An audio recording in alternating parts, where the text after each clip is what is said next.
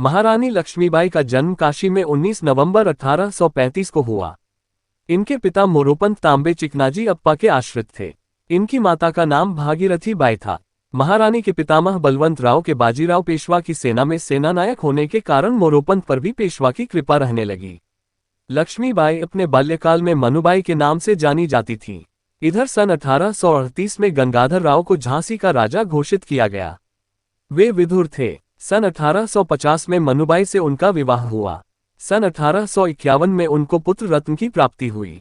झांसी के कोने कोने में आनंद की लहर प्रवाहित हुई, लेकिन 4 माह पश्चात उस बालक का निधन हो गया। सारी झांसी शोक सागर में निमग्न हो गई।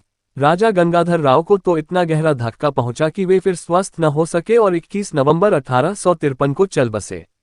यद्यपि महाराजा का निधन महारानी के लिए असहनीय था, लेकिन फिर भी वे घबराए नहीं, उन्होंने विवेक नहीं खोया। राजा गंगाधर राव ने अपने जीवन काल में ही अपने परिवार के बालक दामोदर राव को दत्तक पुत्र मानकर अंग्रेजी सरकार को सूचना दे दी थी, परंतु ईस्ट इंडिया कंपनी की सरकार ने दत्तक पुत्र को अस्वीकार कर दिया। भारत की जनता में विद्रोह की ज्वाला भभक गई। समस्त देश में सुसंगठित और सुदृढ़ रूप से क्रांति को कार्यान्वित करने की तिथि 31 मई 1857 निश्चित की गई, लेकिन इससे पूर्वी क्रांति की ज्वाला प्रज्वलित हो गई और 7 मई 1857 को मेरठ में तथा 4 जून 1857 को कानपुर में भीषण विप्लव हो गए। कानपुर तो 28 जून 1857 को पूर्ण स्वतंत्र हो गया। अंग्रेजों के कमांडर सर ह्यू रोज ने अपनी सेना को सुसंगठित कर विद्रोह दबाने का प्रयत्न किया। उन्होंने सागर, गढ़कोटा, शाहगढ़, मदनपुर, मटखेड़ा, वानपुर और तालबेहट पर अधिकार किया और नृशंसतापूर्ण अत्याचार किए। फिर झांसी की ओर अपना कदम बढ़ाया और अपना मोर्चा कैमासन पहाड़ी के मैदान में पूर्व और दक्षिण के मध्य लगा लिया।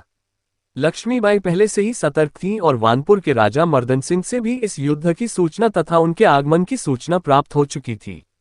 23 मार्च 1858 को झांसी का ऐतिहासिक युद्ध आरंभ हुआ। कुशल तोपची गुलाम गौस खान ने झांसी की रानी के आदेशानुसार तोपों के लक्ष्य साधकर ऐसे गोले फेंके कि पहली बार में ही अंग्रेजी सेना के छक्के छूट गए। रानी लक्ष्मीबाई ने 7 दिन तक वीरतापूर्वक झांसी की सुरक्षा की और अपनी छोटी सी सशस्त्र सेना से अंग्रेजों का बड़ी बहादुरी से मुकाबला किया। रानी ने खुले रूप से शत्रु का सामना किया और युद्ध में अपनी वीरता का परिचय दिया। वे अकेले ही अपनी पीठ के पीछे दामोदर राव को कसकर घोड़े पर सवार हो अंग्रेजों से युद्ध करती रहीं। बहुत दिन तक युद्ध का क्रम इस प्रकार चलना असंभव था। सरदारों का आग्रह मानकर रानी ने कालपी प्रस्थान किया। वहां जाकर वे शांत नहीं बैठीं। उन्होंने नाना साहब और उनके योग्य सेनापति तात्या टोपे से संपर्क स्थापित किया और विचार विमर्श किया। रानी की वीरता और साहस का लोहा अंग्रेज मान गए, लेकिन उन्होंने रानी का पीछा किया। रानी का घोड़ा बुरी तरह घायल हो गया और अंत में वीरगति को प्राप्त हुआ, लेकिन रानी ने साहस नहीं छोड़ा और शौर्य का प्रदर्शन किया। कालपी में महारानी और तात्या टोपे ने योजना बनाई और अंत में नाना साहब, शाहगढ़ के राजा, वानपुर के राजा मर्दन सिंह आदि सभी ने रानी का साथ दिया। रानी ने ग्वालियर पर आक्रमण किया और वहां के किले पर अधिकार कर लिया।